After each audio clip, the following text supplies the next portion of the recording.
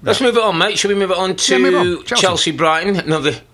Another interesting game at Stamford Bridge. Ooh. So Chelsea, never quite sure what you're going to get from Chelsea, my friend. I did a little note of kind of recent results for Chelsea. Decent 2-2 draw with Arsenal. Then they lose to Brentford. They get a 4-1 win against Spurs. Yes, it was down to 9-man Spurs. They get a 4-4 draw with Man City.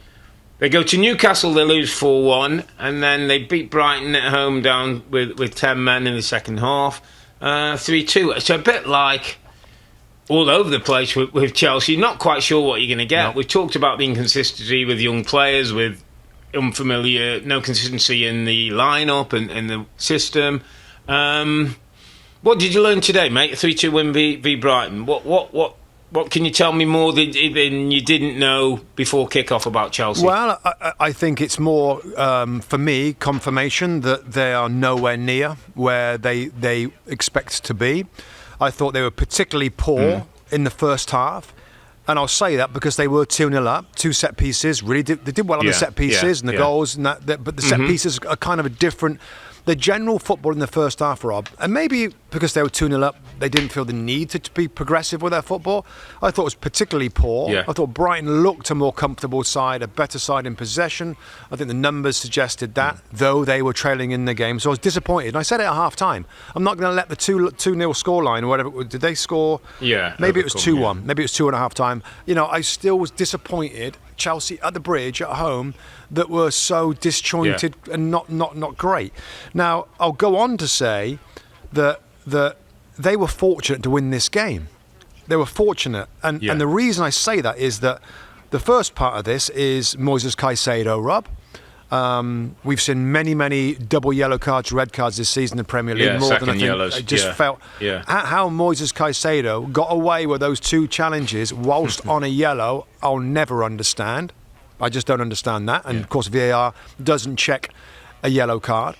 And then the other one was the penalty incident that led to, I thought the referee, it was Craig Pawson, with the Milner situation where he's in a good position, he's right behind it, he gets a sense of the game, the speed of the players, the physical nature of them coming together, and waves it off as a no call.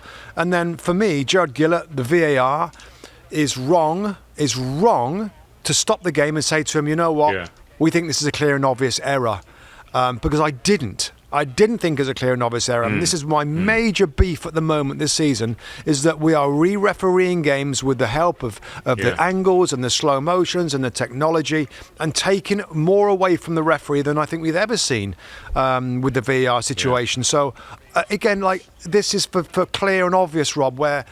Listen, I don't know whether you saw. You probably didn't see the Postecoglou. We go and we watch all the press conferences when we're in the studio before we get in that studio. And he made a really good. I guess it was a rant about.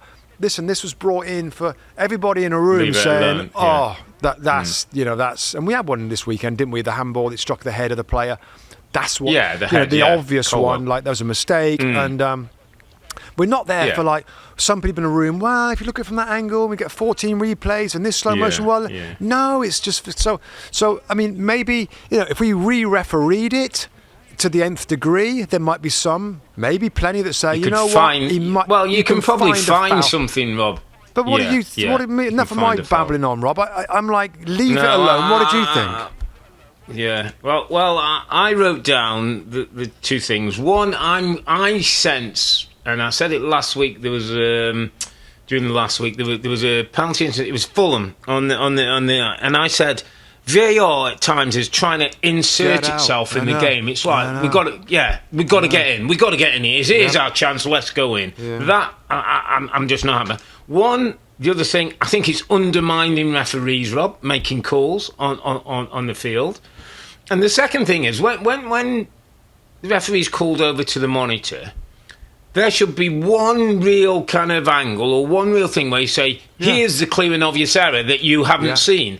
So maybe he hasn't seen a pull or something that's not there.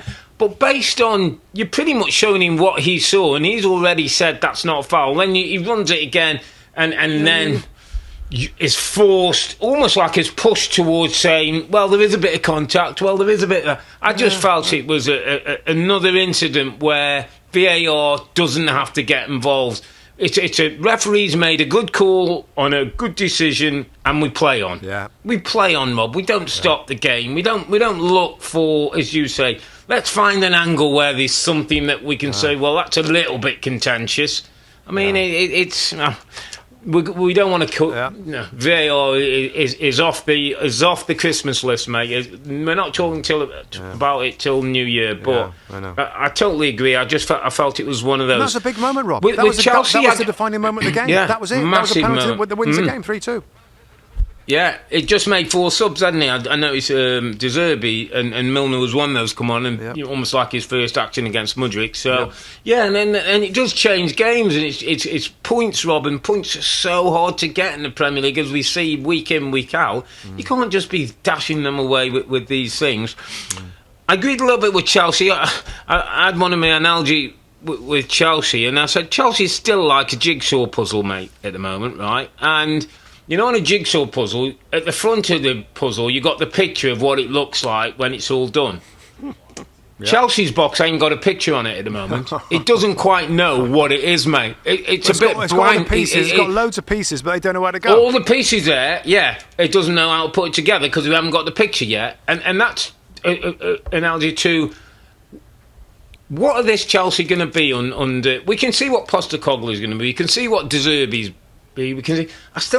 I know they're missing players, and I know they're young, and I know. So I get all that, Rob. But I'm pushing on. You can still try to do the certain things you want to do with the players that may get better, may understand it more. I'm still not quite sure what this Chelsea are. And listen, you're right, and let's just remind ourselves, Rob. Over $500 million spent in one window in the summer, let alone the money spent before that. $500 million spent on this team, and they're sat 10th, bang in the middle, 19 points after 14. Plus 3 goal difference. $500 million, and so it is remarkable. And I'll stick to what I said in day one. All these young players, none proven really in the Premier League, and some at the highest level. And I don't know whether they're that effective. But again, I don't want to go over old ground. It was a 3 points, by the way. Let's remember that. It was. They did win the game. And they won. Very much a work in progress. Very much a work in progress. Yeah. Hi there, I'm Rebecca Lowe, studio host for NBC's coverage of the Premier League. Don't forget to hit subscribe to watch more videos all season long. And for even more Premier League content, from original series to live matches, head over to Peacock. And be sure to tune in for Premier League mornings every weekend on USA Network and on Peacock. We will see you there.